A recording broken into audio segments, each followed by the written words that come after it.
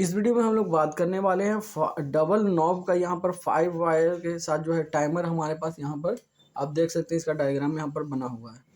यहाँ पर 5 wire wash timer के साथ हम लोग पूरे के पूरे जो है कि वॉशिंग मशीन, जो सेमी ऑटोमेटिक वॉशिंग मशीन होता है, उसका जो है कि यहाँ पर हम लोग वायरिंग कनेक्शन करने वाले हैं। तो आप यहाँ पर देख सकते हैं, सबसे पहले हमारे पास यहाँ पर जो है कि 220 वोल्ट सप्लाई का यहाँ पर जो पावर कोड होता है उसके लिए यहाँ पर बोर्ड बना लिए हैं, बजर ले लिए हैं। यहाँ पर आप देख सकते हैं कि 5 वायर का जो है वॉश टाइमर यहाँ पर है, वो भी डबल नोब के साथ।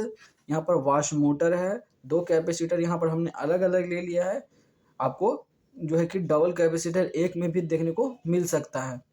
यहाँ पर स्पिन टाइमर है, यहाँ पर डोर स्विच है। तो इसका हम लोग वायरिंग कैसे करेंगे तो यहाँ पर हम लोग देख लेते हैं। वाला डबल नोब वॉश टाइमर है, इसका हम लोग कैसे कनेक्शन करते हैं ये जानने वाले हैं। तो इसमें आप देख सकते हैं कि यहाँ पर नॉर्मल वाले जो 4 वायर तक थे उससे ये थोड़ा अलग है, क्योंकि उसमें केवल फेज का सप्लाई जाता था और इसमें फेज और न्यूट्रल दोनों का सप्लाई देंगे, क्योंकि इसमें एक मोटर लगा हुआ है। तो सबसे पहले फेज का सप्लाई हम लोग यहाँ पर ले लेते हैं। तो यहाँ पर हमने फेज के लिए एक यहाँ पर फेज ले लिया, जो कि फेज डायरेक्ट ले लेंगे तो इन दोनों से और इससे केवल फेज निकलेगा। और न्यूट्रल के लिए हम लोग, क्योंकि मोटर इसका घूमने के लिए ये इलेक्ट्रिक से चलने वाला है, तो इसमें मोटर एक लगा हुआ है जो कि स्विंग मोटर की तरह इसमें ये काम करता है। तो यहाँ पर इसको फेज और न्यूट्रल दोनों का सप्लाई इस टाइमर में चाहिए। तो यहाँ पर फेज भी मिल गया, न्यूट्रल भी मिल गया। तो यहाँ पर अब क्या होगा कि ये मोटर जो है चलेगा तो हमारा वॉश टाइमर काम करेगा। और यहाँ से अब हम क्या करेंगे, बजर को सबसे छोटा वाला टाइमर का जो वायर है उसको बजर में दे देंगे। तो यहाँ पर बजर को फेज मिल गया और हमारा ये मोटर है, इसके रनिंग और स्टार्टिंग में कैपेसिटर को लगा देंगे। चलिए, रनिंग और स्टार्टिंग में हमने कैपेसिटर को लगा दिया।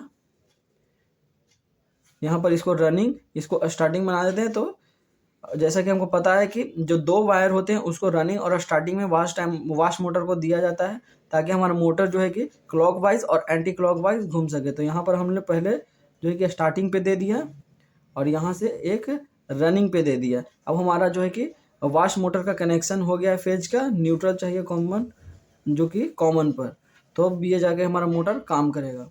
अब यहाँ पर हमारा आ गया है जो कि स्पिन मोटर का कनेक्शन। तो स्पिन मोटर का कनेक्शन के लिए आपको डायरेक्ट यहाँ से फेज का ही वायर ले लीजिए और यहाँ पर दे दीजिए डोर स्विच पर। फेज का वायर यहाँ से लेकर डोर स्विच पर दे दिए।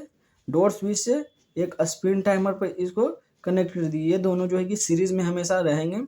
और यहाँ से अब हम क्या करेंगे कि रनिंग और स्टार्टिंग पे स्पिन मोटर में कैपेसिटर को लगा देंगे। यहाँ कॉमन, रनिंग और स्टार्टिंग ये हमारा पर है। और जो स्पिन टाइमर से हमारा जो वायर एक आउटपुट का निकला है वो हम रनिंग पर दे दें, ताकि ये हमारा जो है कि स्पिन मोटर काम कर सके। अब यहाँ पर दोनों का कॉमन एक साथ कर देते हैं। तो अब इनको चलने के लिए हमको जो है कि न्यूट्रल की आवश्यकता पड़ेगी। तो एक वॉश मोटर के लिए, एक जो है कि स्पिन मोटर के लिए और एक बजर के लिए। यहाँ पर इसका वॉश मोटर का जो मोटर था उसको हमने पहले ही न्यूट्रल दे दिया है।